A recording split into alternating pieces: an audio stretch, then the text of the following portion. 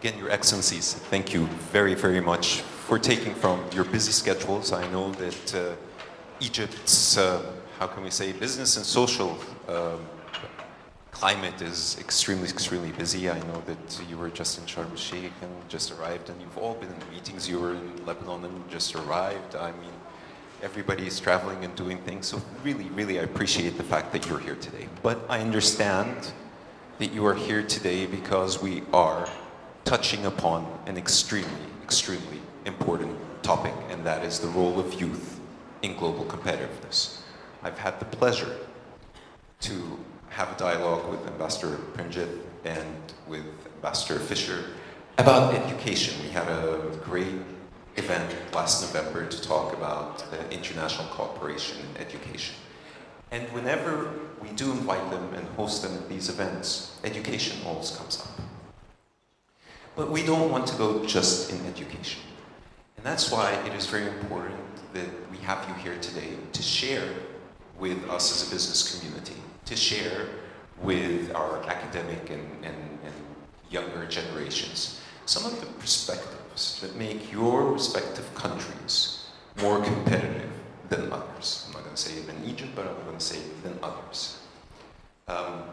And when I look at these indices and I look about the trajectory, the journey of, for example, Portugal, where you faced many challenges and still do, but you have found those opportunities in what we call or define as the competitive advantage of Portugal. So gentlemen, please allow me, I will start with Her Excellency Madeleine Fisher from Portugal, and I will ask you the general question. What were the main challenges over the past 5 years that you feel were the bottlenecks or the hindering aspects of developing and enhancing the competitiveness of youth in Portugal? Thank you very much. First of all, allow me to tell you that it is always a pleasure to be here with you. I think this is the third year in a row that I have the possibility to participate, and it is always a pleasure because the issues you address and the people you every year bring to this discussion are very important. It makes this event a very important event in Cairo, and that's why I always try to be present.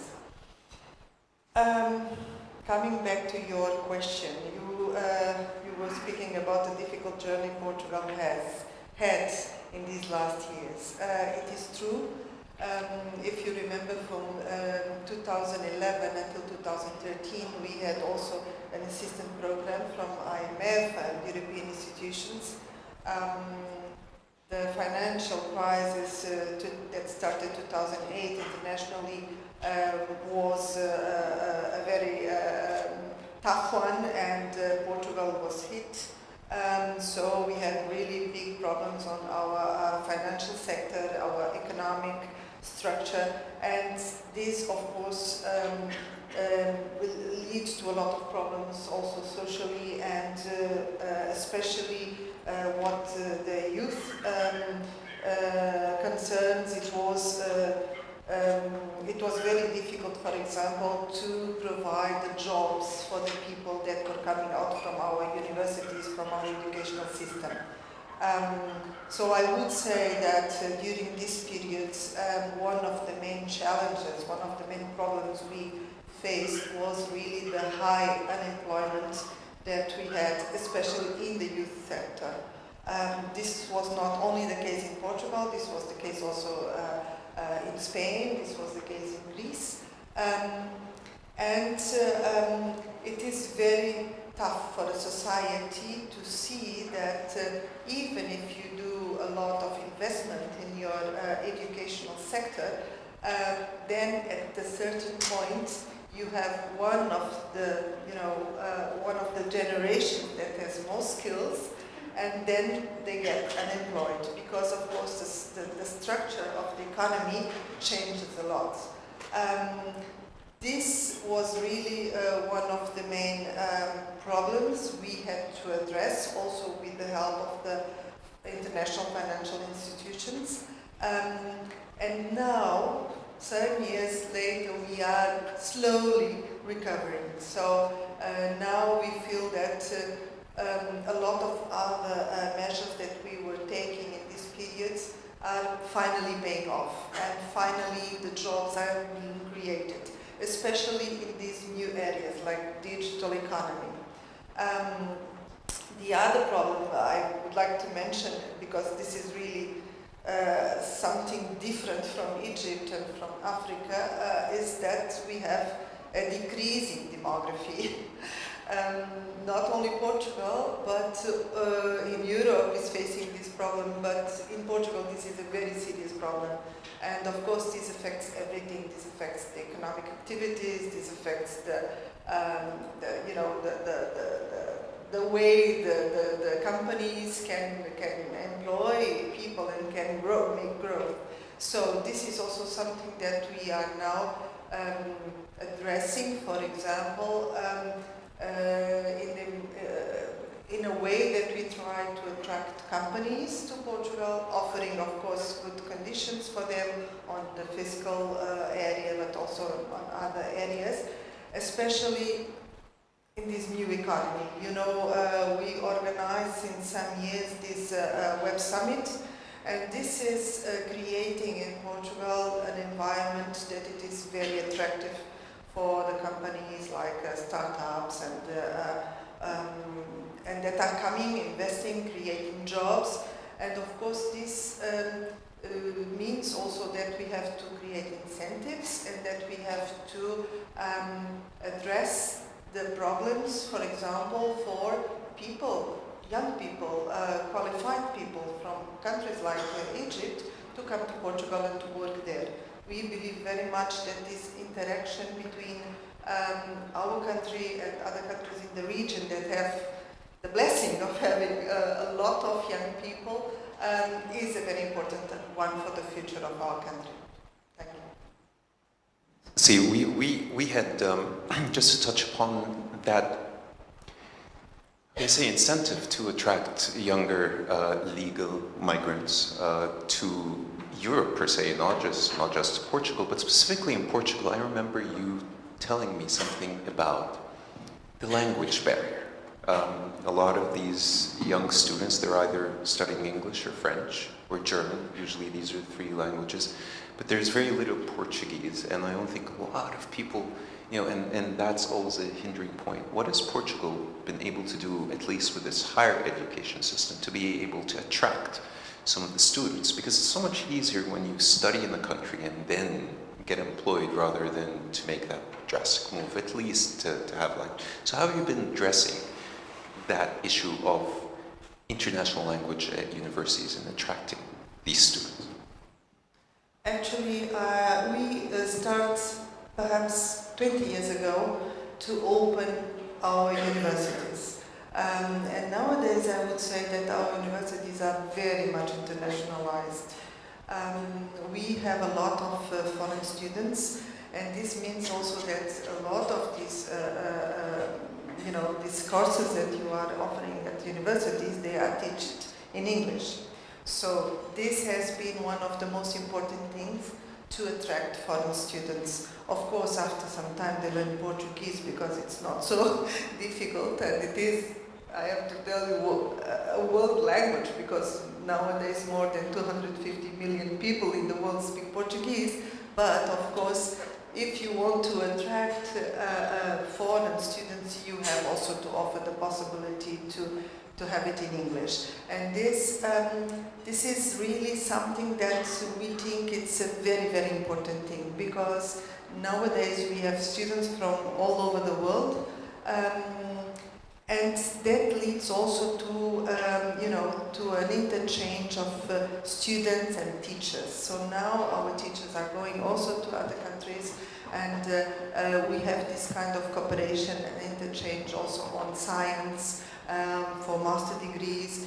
This is really one of the key issues, I would say, that brought a lot of young people, qualified people, to work also in Portugal later. Thank you very much, Your Excellency.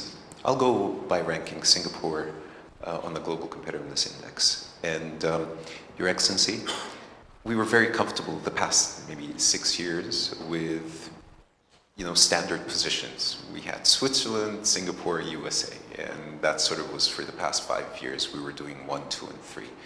We saw, quite a shift, having Switzerland out of the first position ranking. The United States is in that position now. And Singapore has, I believe, lost 2 spaces. So, a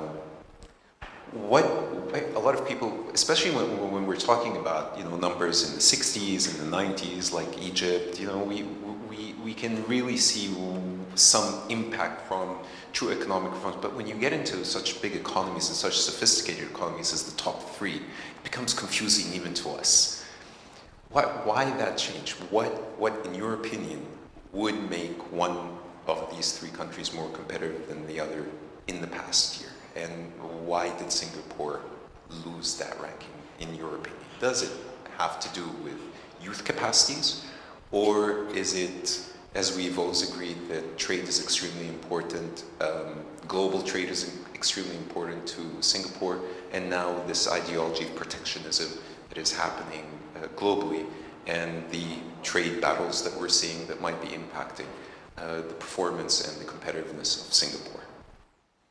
Thank you, Ashraf, for this question. First, I will say that this was 2018 Global Competitiveness Index. Singapore was third, but I think 2000 for this year, Singapore is back to number 1. But as a general point, there are 7 or 8 criteria that they look at. It's economic performance, innovation, amount of governmental expenditure in technology, in infrastructure, and so on. So on some areas we are stronger, whereas the other countries, like for example the US is doing much better on the economic performance than us, purely because they have a huge market and we don't. So this whole global competitiveness index is actually a matrix. Yeah. Now, for me, the definition of a global competitiveness index is, think of it as 2 concentric circles. One is an economic growth circle, and the second one is a social security, social welfare circle. And here, the key to competitiveness is to strike the right balance between the 2 circles. If you get too much of the economic growth but you neglect the social security, you will have a political problem. But if you spend too much on security but kill or raise taxes and makes it unsustainable, then you kill economic competitiveness and affects your economic performance. So every government has got this challenge of striking this delicate balance between growth, social welfare and security. If I may, I'll just give you a very quick overview because there are mainly, I think in the global literature, there are about 5 models out there on global competitiveness. One is the Anglo-Saxon UK Ireland model, then you got the Nordic model, then you have the US, and in Asia I think a lot of them talk about the Singapore model, and then I think there is also a German model. Okay, so these are essentially your 5 models. Singapore's model is, a lot more emphasis is given to growth, side of the circle. The Western model's emphasis tends to be much more on social security, welfare, and so on. But at the same time, the Nordic countries have been able to strike the right balance between the 2. In the case of Singapore, we've decided very early on that don't overtax the rich, because the rich is the one that is growing the economy. So in other words, we are very pro-investments, bring in huge investments, but we don't tax them heavily. Our top income tax, Ashraf, today is only 20%. If you compare us to the rest of the world, they are much higher. So how do we then cope on our social security side? I think this is where there is a very clear philosophical difference between Singapore and the rest of the models. In Europe and elsewhere, and even okay, maybe not the US is less, heavy governmental expenditure. As Ambassador of Portugal said, that today they have a demographic problem. which means the governmental revenues are not going to be able to support aging population and create job opportunities for the youth. So in other words, you cannot have your cake and eat it. Somebody is got to pay for the expenditure that is going to be coming. In Singapore's case, it is not government expenditure that is driving. For us, social security is individual based. For example, all of us, including me, within the government and outside of the government, we have this system called the Central Provident Fund. As you work, once you join the workforce, you start contributing to a fund called the Central Provident Fund. And this fund can be used to buy housing, can be used to buy medical insurance, pay for your hospitalization bills, and save for your retirement. So imagine this, it takes a huge burden off the government. But if the person is unemployed, of course, the next stage, and this is what I will call a 4-layered approach. You have the individual, and if you lose your job, the government will not come in to step in, the government will not step in. It is your family that gives you that support. And if your family cannot support you, the community then comes in. But the government supports, funds the community to. So in other words, the government does not overly intervene in every individual's welfare. Who manages that fund, Your Excellency? It is a statutory board called Central Provident Fund. They manage this, and you can only withdraw at the age of 55. And after 55, you still have to keep a sum, which the government will then give you over a period, because Singapore's average life expectancy today for men and women is about 81 to 82. So the amount of money that you get after 55, they will stretch it like an annuity. So we don't have a pension, we don't have a superannuation, but it is individual based. So this is how, it is not something that is applicable to many other countries, because this is a social compact. You can lose or win an election based on this. But Singapore decided very early on in the 60s, we want to take a 50-year, 100-year timeline and not adopt populists.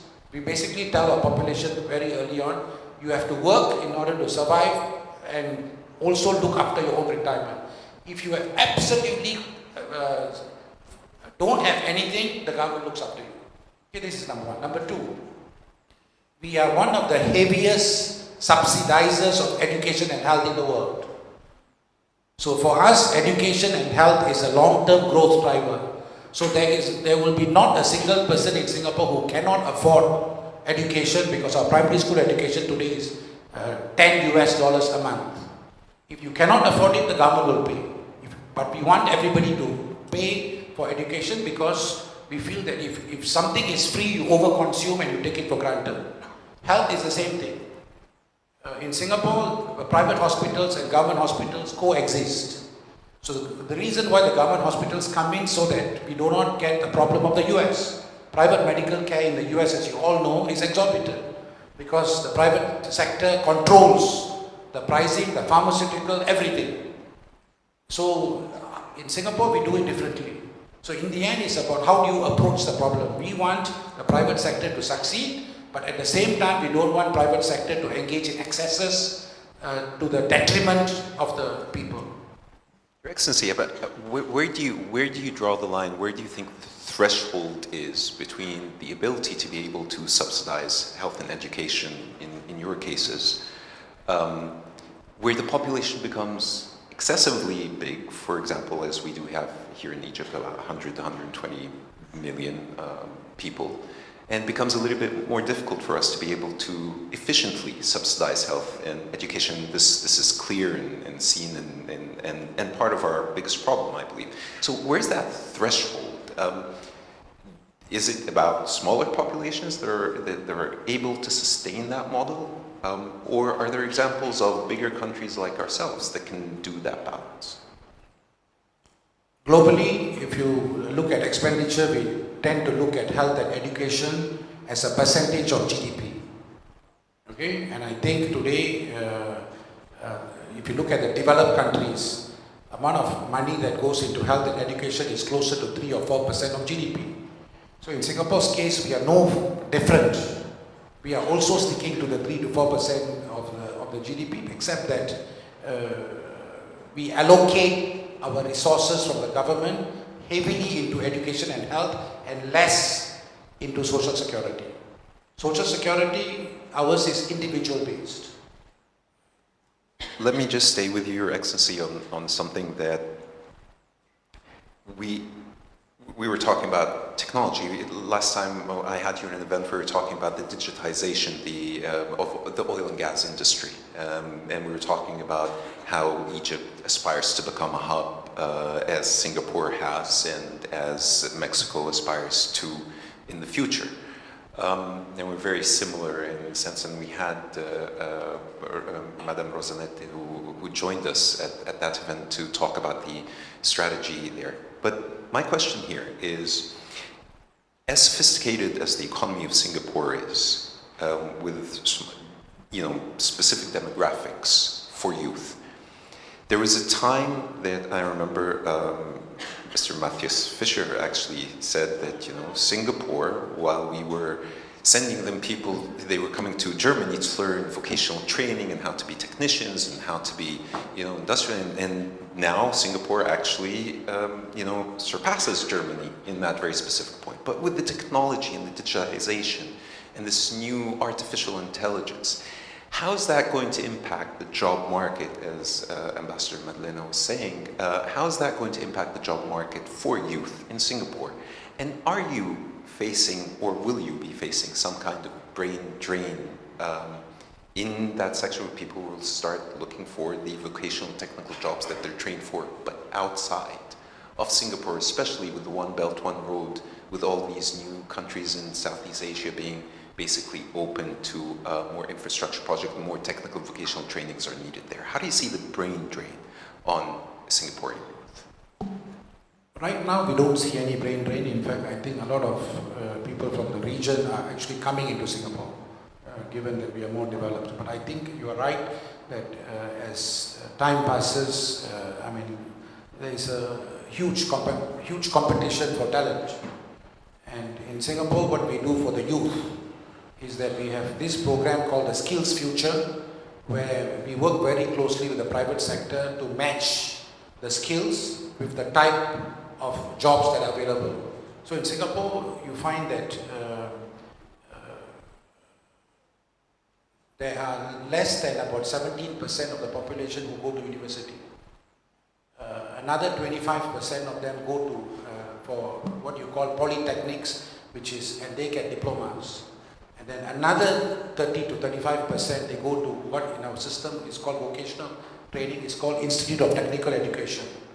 So the government works with the private sector to see what kind of jobs they need in 10 years or 15 years or even 20 years, whether it's digitalization, whether it's artificial intelligence, the kind of industry. And then our universities, our polytechnics and our ITE produces that demand. As far as we are concerned, the private sector, if you leave it completely to the private sector, you end up with market failure.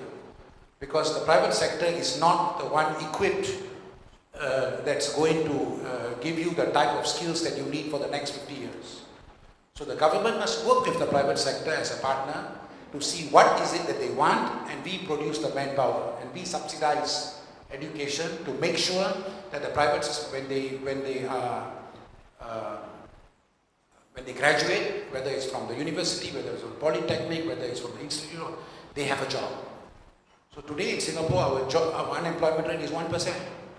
So because our social security is so heavily focused on individual, the government's emphasis is to make sure there are good quality jobs for our people, so that they know that if they work, they will have a much higher standard of living in Singapore. Thank you, Your Excellency. I'll move on to New Zealand with your permission. Ambassador Greg Lewis, thank you very much for being here. I've constantly enjoyed our conversations, ministerial visits that you have, and I've been seeing a lot of energy coming from New Zealand in the past 2 years, and maybe this is your first time with us at the Ambassador's Edition, but we had the Ambassador of New Zealand join us in 2017, I believe. And it was quite an interesting conversation then, but I think it's even more interesting now, because As far as New Zealand is, and I say no matter how far, you're very near having you here with us. But the point is, if anyone in terms of youth have to be prepared to be globally competitive, I think it is New Zealand and maybe Australia, but New Zealand more so.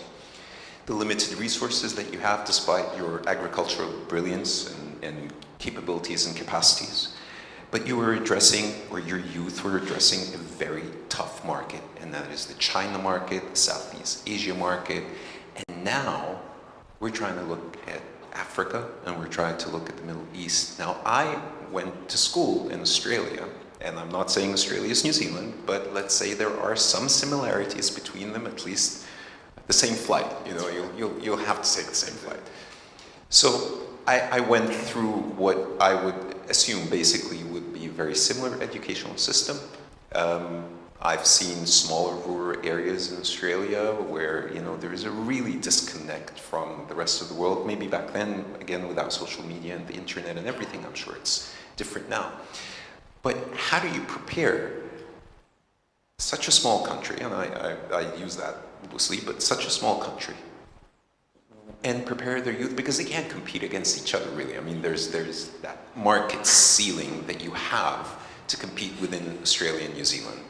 So how do you prepare them to look at Japanese markets, South Korean markets, Chinese markets, Southeast Asia? And now we've got to give them a whole new set of ideas, and that is, let's look at Africa. Africa's going places, and if countries miss out on this opportunity, they will lose market share on the long run.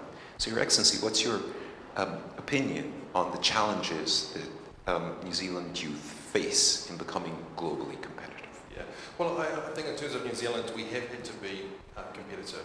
As you know, we are geographically isolated, a country of about 5 million people and a landmass just slightly larger than the UK, so perhaps not a small country. But the thing that which we've had to face is that we are a trading nation, and we've had to be competitive in order to reach markets that aren't ordinarily easy to get to. And while you talk about China and Southeast Asia as being potential challenges, at the same time I think they're great opportunities for us as well, because we are part of the Asia Pacific region, so these are natural trading partners for us. New Zealand is also a major exporter of agricultural-based products. In fact, if you look at our dairy, our trade portfolios around the world, it's pretty much consistent. So it's the dairy products, it's the meat and the vegetables and fruit and things like that. So you know, there are, and the world has to eat. So I remember reading a stat that New Zealand could produce enough food to feed 50 million people. So with a population of 5 million people, we are an export-orientated country. That said, I think for our youth, we are in a rapidly changing world, and I think the challenges that our young people are going to face, and particularly those in the 15 to 24 age bracket, as they move on into employment, are going to be very different from the world which we're working in today. You know, we have new digital platforms that exist now. You know, 10, 15, 20 years ago, the Facebooks, the WhatsApps, the social media, those sorts of platforms didn't exist. And in 15, 20 years' time, those platforms will be redundant, there'll be new ones out there as well. So, and I think that's actually a positive thing for New Zealand, because as the world digitizes, the world gets smaller. That said, we've also got a few challenges in New Zealand as well, which our government is conscious of and has been working to address. We have shifting demographics, we have an ageing population. We also have the issue of globalisation that you touched on before. How do we retain our best talent to stay in New Zealand? With economic powerhouses around the region, there is an allure for young Kiwis to go abroad and to work. We've also got a keen desire to move to a zero carbon emissions society in New Zealand as well. That's going to change how we engage in business too. So with these changes, I think we've got a lot of opportunities. We've got a way that we can redefine the concept of work for our young people, what employment means, whether it's based on the individual, if it's on communities or on society. And I know our government has taken a very proactive approach in terms of ensuring that our young people are as equipped as possible so that when they enter the workforce, they have skills which are applicable to the workforce today, but can continue to have a lifetime of learning. I think many in New Zealand appreciate now that it's not a job for life, it's a job for now. And we need to ensure that our young people that they have that human potential in order to have, say, creativity and problem solving and leadership, collaboration, negotiation, and persuasion, those sorts of humanistic qualities that will best equip them to handle the workforce and employment in the 21st century. Totally agree with you, Your Excellency.